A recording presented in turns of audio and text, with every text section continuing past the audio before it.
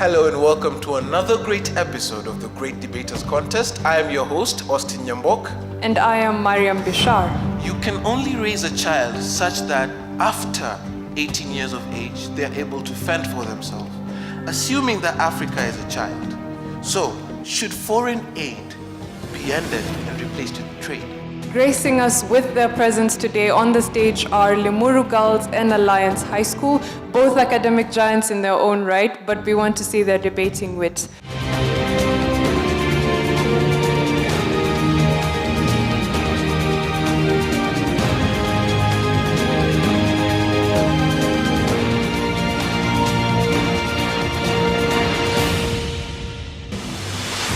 The motion this week is foreign aid should be ended and replaced with trade. Proposing the motion, Limuru Girls High School. Opposing the motion, Alliance High School. Each contestant has 3 minutes to make their submissions. The audience also gets a chance to put their questions to each team. Each side will have an additional 1 minute to make a final statement. The judge's decision is final. The winning school will get an ICT chill-out zone with the widescreen TV, computers, webcams, and internet connection. The teacher from the winning school gets 100,000 shillings courtesy of Chase Bank. The winning students each get a tablet courtesy of Safaricom, a gift hamper from Unilever, and a gift hamper from mimi.co.ke. And together, they all win the title, The Great Debaters. May the best school win. We'll begin with the first proposer. You have 3 minutes. Every day is a right, not a given gift. Trade is the exchange of commodities for a consideration. Consideration in the essence of cash, whereby foreign aid is where developed countries deem it fit to give undeveloped countries aid. Aid can be in the form of contracts, advice, or labor. Foreign aid creates a platform for neocolonialism, whereby trade creates a platform for self-independence. Neocolonialism in the sense that countries, colonial powers, are able to dictate their former colonies, either economically or politically. If developing countries decide to take trade, they will be able to influence the economies the way they want because they will direct them in what they seem fit because it is their economy. Foreign trade are only short-term solutions. If trade is embraced, they will bring long-term, lasting solutions. Short-term in the essence, if we have an emergency, the aid given will only be able to cater for that certain emergency. But if these developing countries decide to take up trade, they will be able to influence and their revenue will be used according to how they deem fit. For example, the Kenyan government has been able to set up funds like the Women's Fund and the Kazi kwa Vijana, meaning employment for the youth. Hence, they are able to finance very wise ideas thought by people who face their ideas and have thought of ways to improve them. Foreign aid creates a platform for lack of employment. But with trade, we can improve employment opportunities in the essence whereby if foreign aiders, like for example our country Kenya, we decided to collaborate with the Chinese to build the immaculate Thika superhighway. But in coming to help us, they imported most of the materials, machinery, labor. I think if they were even possible, they would import electricity. But if developing countries consider and take up trade, they will be able to channel what they as countries receive in avenues they seem fit. So, as a wise young man once said, if you find yourself arguing with a brilliant idea, it is best to stop arguing and cross over. Thank you.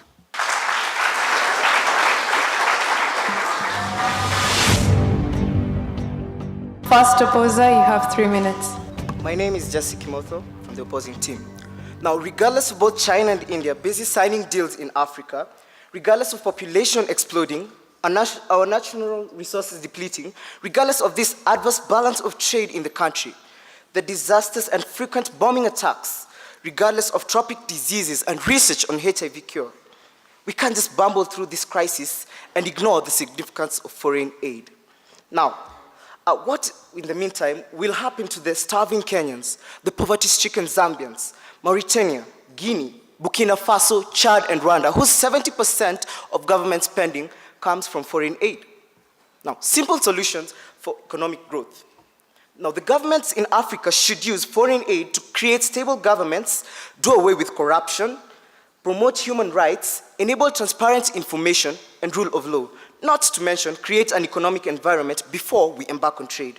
Now, World Bank has a branch of the International Reconstruction and Development Board which seeks to alleviate poverty worldwide, especially in Africa. Now, through financial investment, bettering food and agriculture through organic farming, disaster response through emergency response and preparedness, and providing education and employment for the youth through vocation in agriculture and livestock management to earn income for thousands of families. Now, a bit of facts for you. The government of Britain gives about £8.7 billion annually, which is about 0.56% of the national income. Now, this money could rise to £11.7 billion if invested, and just merely 9.8 billion if left to sit in a bank. Now, this means that you could pay your debt and remain with about £3 billion to be used. Now, let me tell you where all this money goes. Now, $5 billion was stolen allegedly by the former DRC president, Mobutu Sese Seko, between 1965 and 1967. Malawi's former president, Bakali Muzuli, and Frederick Chilubi of Zambia, that is between 1991 to 2001, wherein in their tenure, millions were filtered away from health, education, and infrastructure development. Now, if you want to know why Angola is in endemic poverty, just ask Africa's richest woman, Isabel dos Santos, the billionaire daughter of a long-serving president of Angola. Get the irony? I hope you do. Now, when talking about foreign aid, I don't mean the traditional capitalist market of the US and Europe, no, but the non-traditional market of the Middle East and China, where foreign exchange is more than $4 trillion for business. And the market focuses on acquiring credit ratings. Now, I'm talking about the government attracting foreign direct investment by creating attractive tax structures and reducing red tape and very complex regulations for businesses. Now, what we need here is a carrot, a stick, and to better utilize the foreign aid, to better our agriculture, our currency, our relationships with the world. And when we have achieved a politically stable continent, let's go out and engage in the competitive trade and not forget to give foreign aid to underdeveloped countries. Thank you.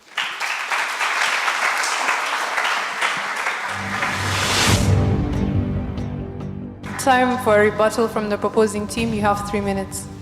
Ladies and gentlemen, boys and girls, it's obvious that great minds face opposition from, well, mediocre minds. Thank you very much, my opposing team. I am impressed. You talk of corruption. Do you know that this foreign aid you talk about does not even reach the people it's intended for? Do you know that Kenya is full of corrupt individuals?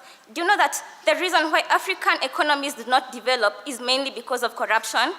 Yet to talk of foreign aid, I am shocked. You also talk of, thank you very much for supporting me on the point of corruption. I am impressed.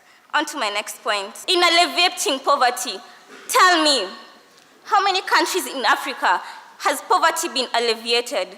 How many economies have been improved due to foreign aid? Where has poverty been alleviated because we have borrowed loans from the USA, from Spain, from Germany? Educate me, fellow opposing team. On to my first point. Foreign aid leads to exploitation. It's a matter of scratch my back, I scratch yours. It's okay, we don't dispute. But when it comes to them scratching too hard, I thought it was a matter of them scratching our backs, not accessing our spinal cords.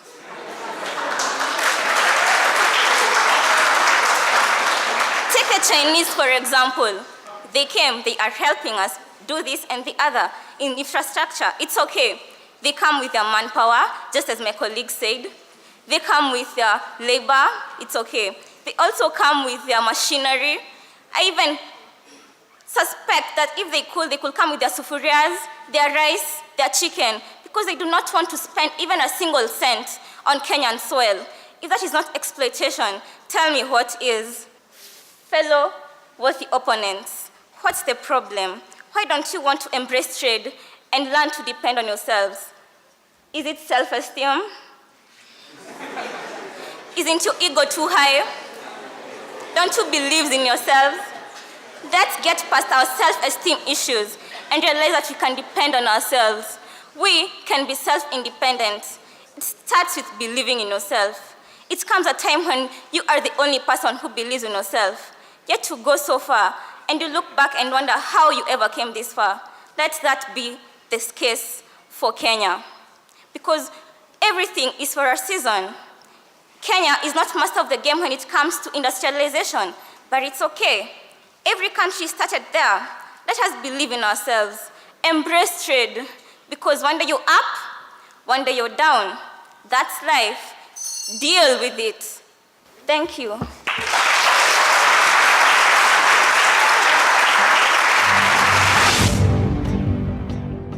Second opposer, you may give your rebuttal. You also have 3 minutes.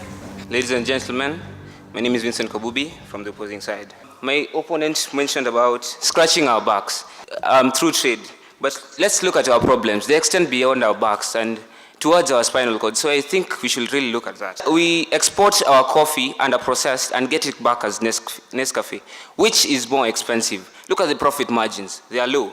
That means we're getting poorer and poorer. You also say that some of the government has set up some funds called the Uwezo Fund. But do you know that this Uwezo Fund, 50% of it comes from foreign aid? It takes 426 days and 15 procedures to get a business permit in Angola. It also takes 119 days just filling out forms to get the business license in the same country. But look at USA. We only take just about 40 days and about 5 procedures so that we can get the same. So just by the sake of that, we see that we need this foreign assistance to even boost trade. We get about 100,000 free mosquito nets through foreign aid. But look at Kenya. Locally, we just produce 500 mosquito nets by 10 people in a week. So we see we need foreign aid in our healthcare. We're not yet there. So the British have also come up with this brilliant plan and a more reasonable plan on foreign aid of buying food from us in our society and distributing it to the locals. And what happens is that we kill 2 birds with 1 stone. 1, we elevate poverty, and 2, we create market for goods. So on the other hand, foreigners are also helping us decide on keeping track on how money is spent, and hence to prevent mismanagement of this aid and these funds, and help elevate poverty, minimize on monopolization and seclusion of citizens by leaders.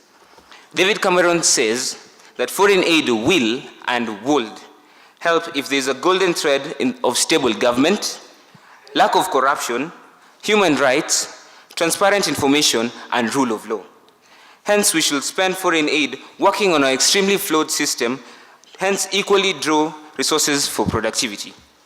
$13 billion, in this time we term it as $100 billion, was used in the post-World War II Marshall Plan to help put Europe from the brink of economic abyss.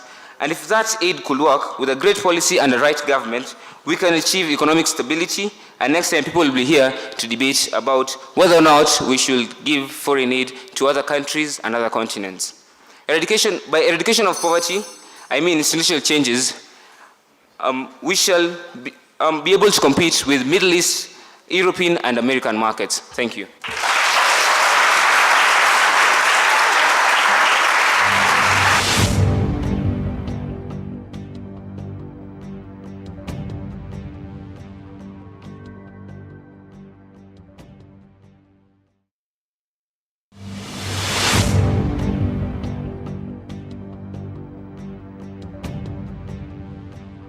May we have questions for the proposers, please? I'm Geoffrey Jenga from Forces Academy, and I have a question for the proposers. You talk of leaving foreign aid for trade.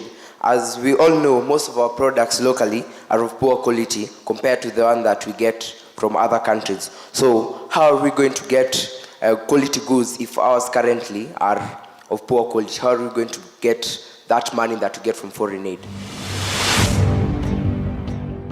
My name is Samuel Mutemi from Moi Forces Academy.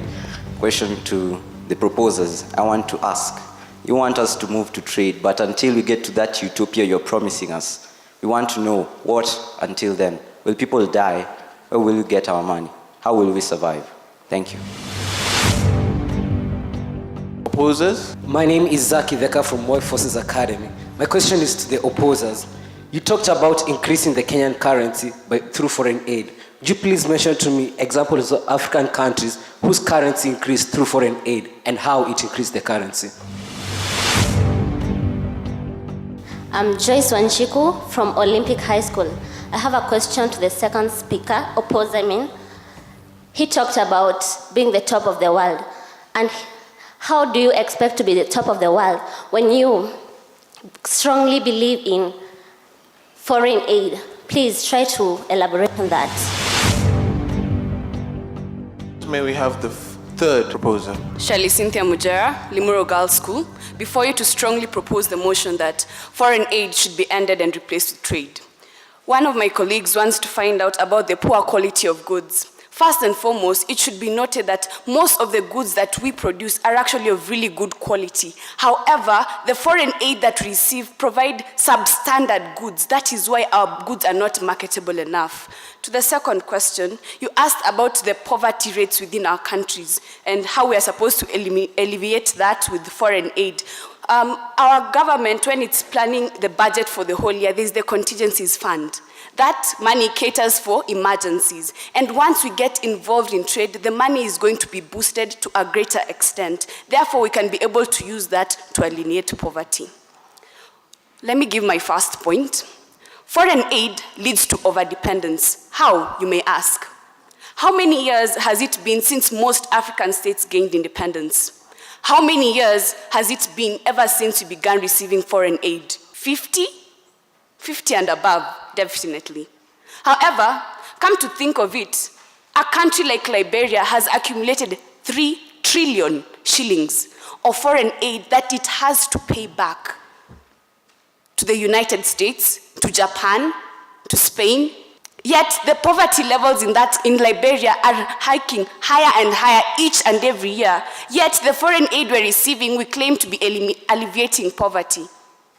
Therefore, but by engaging in trade, we can be able to exploit the little that we have. The little that we have, once it's exploited, will be used to the maximum. And by doing so, we can be able to provide a solution to our problems. Secondly, the loans that we get as foreign aid, yes, they have low rates of interest, but don't forget the term long. By being long, they mean that as years go by, the low rates of interest, of course, they accumulate. By accumulating, what does it lead to? We'll have more and more money to pay back, won't we? Yes, we will. A country like Pakistan, for example, has 2 trillion, not billion anymore, it's trillion deficit that it also has to pay back to the countries it has been borrowing from. Yet, in these same countries, they have low rates of interest that they have to pay back on the loans. Think about it, my brothers and sisters. That is a lot of money. And other than that, as my fellow colleague said, aid doesn't even reach the poor who sometimes need it the most. And if it does, it's a small percentage. The countries that give us the foreign aid don't come to ground level most of the times. They believe in our leaders. The money is channeled through them, and some of them, they channel it to their pockets. You see?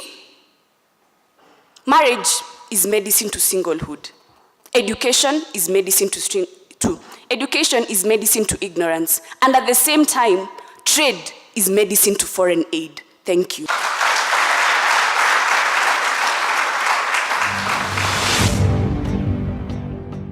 Third opposer, you have 3 minutes. My name is Vidal Mongi, Alliance High School. Before anything, don't be shy.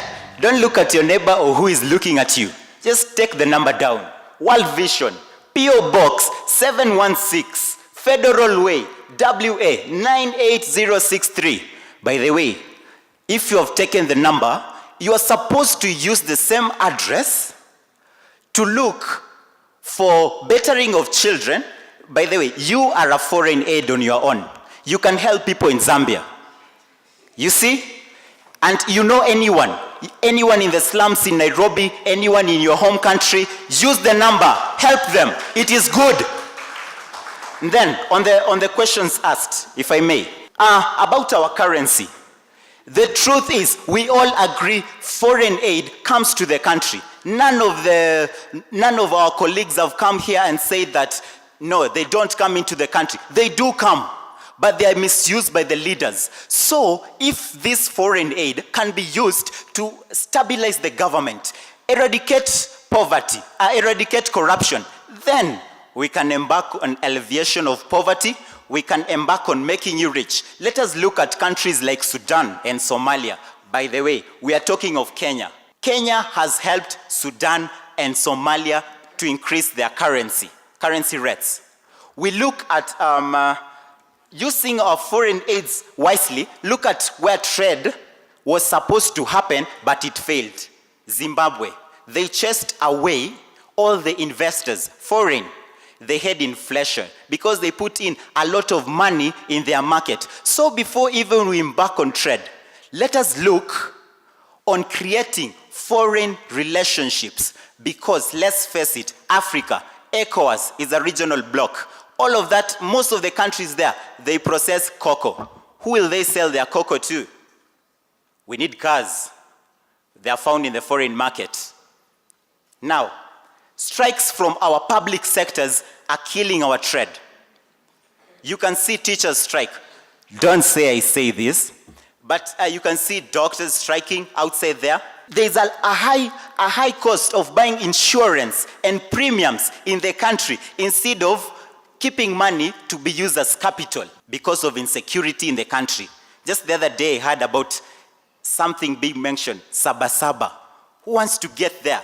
And if we get there, do you want to be the one with a business enterprise in Nairobi, in Mombasa? Let us talk. They have talked about loans, but let us face it. They didn't tell you. I'll tell you. Grants, reliefs, they are free. And this is what mostly comes into Kenya, helps the starving Kenyans. Turkana. Thank you.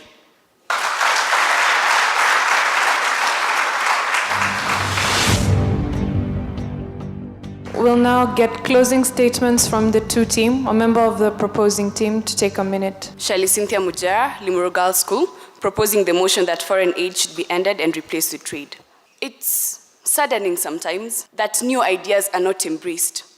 But as my colleagues and I sit and stand before you today, I tell you in one concept that we believe. Dr. Hartman, in the year 1836, was crowned the first doctor despite being blind. And you know what his father told him? Gladly. He also spoke to me in the words that he spoke to his son. You'll never know unless you try. Therefore, my people will never know how good trade is unless you try. We'll never know the benefits of trade if we keep on restricting our minds. We say that we are a new generation, the 21st century, aren't we? We're the chosen generation. Then embrace your being chosen. Embrace the new light. Embrace trade. Thank you.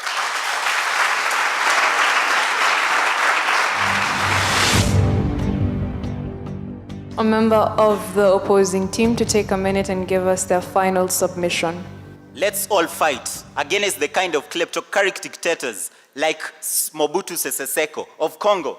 Let us all join together in the multi-country project of Voices of the Poor. Let us pause some minutes and imagine Kibera, the largest slum, biggest in Africa. Let us look at all those millions of people. Forgive my mentioning of the shanty. But let us look at all the million people aching a living in almost as 1 square of a mile. Is it time really to talk about trade? Famine is a natural phenomenon to show that the land cannot carry the population. So if we use this foreign aid to help the people, then, like Ethiopia, we have a population of 80 million instead of the estimated 50 million people. Let me tell you, giving alms is the biggest idea of our times. Millions march for it. Governments are judged for it. Celebrities proselytize the need for it. Let's stop singing the songs taught to us by those who drive around in $1 million cars and face that we need a stable government, we need to make incentives, we need to access the bond market, and we need to make a pro-market government, do away with coups, and then we can engage in safe, secure, beneficial trade. Thank you.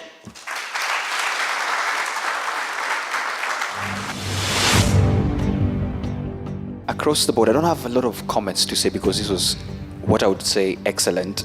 And I'll just mention a few things, starting with Limuru. Chelsea, good mastery of language, your passion and conviction, your mastery of topic. That was very awesome to start up your team. However, you left us with 40 seconds, and 40 seconds are a lot of unutilized time. So that made your team get penalized. Brenda, good cross-examination, good use of humor. You made me almost forget my role here as a judge, and I enjoyed listening to you. Time-wise, well done. You ended on time. That was good. However, when you generalize and say that Kenya is full of corrupt individuals, that is not good, because I believe there are some here, including me, that are not corrupt, all right? Shali, Cynthia, my goodness, you're back, and you're back with a bang. Very eloquent, love your dramatical poses. You brought the points home, telling us why people trade and what the importance of that is, using of analogies as well about your father and the conversation you've been having. That was good. Alliance, my goodness. Jesse, this is just a plus. Good mastery of language, passion and conviction. I commend your research. That was awesome as well. Use of dramatical pauses and rhetorical questions. That was good. However, time. This was a great debate. And I think with time we are coming closer to the definition of what we call a debate. You girls are great girls. You guys are great guys. This is where teamwork was very important. And in case one person makes a mistake, then your team loses. And I saw teamwork from both sides, but there'll be a difference. For the first time on our scorecards, we have very high scores. That means that we were impressed to some degree. Kimotho, you started us off very well. I think you're a very strong character. The way you speak, your style is very conversational. I always like conversational style. I don't want a debater who preaches to me, but I want a debater who engages my mental faculties. That is what we are looking for. And your style is good. I simply say, I can see you, I can hear you, I can feel you. Very good for a debater. Kabubi, good.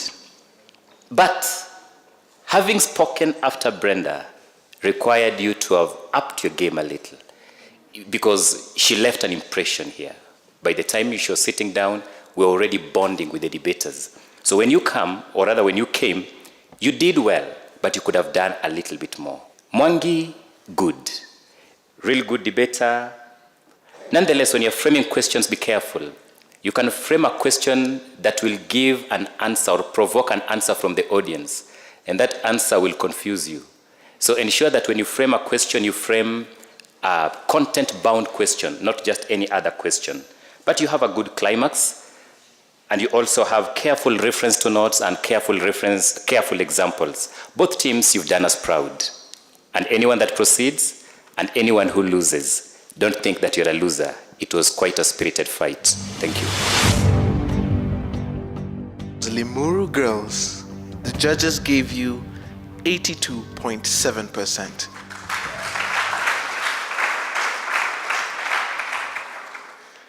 Alliance High School, the judges gave you a high score of 77.3%. That makes Limuru girls our winners for today, and they proceed to the next round. Bravo to the ladies and the gentlemen on stage for giving us such a hearty debate and making us smile. We hope to see better debates. Till the next time we have more young minds gracing our stage, it's goodbye from us here at the Great Debaters Contest. My name is Mariam Bishar. And I am Austin Nyombo. The winning school will get an ICT chill-out zone with the widescreen TV, computers, webcams, and internet connection. The teacher from the winning school gets 100,000 shillings courtesy of Chase Bank. The winning students each get a tablet courtesy of Safaricom, a gift hamper from Unilever, and a gift hamper from mimi.co.ke. And together, they all win the title, The Great Debaters. May the best school win.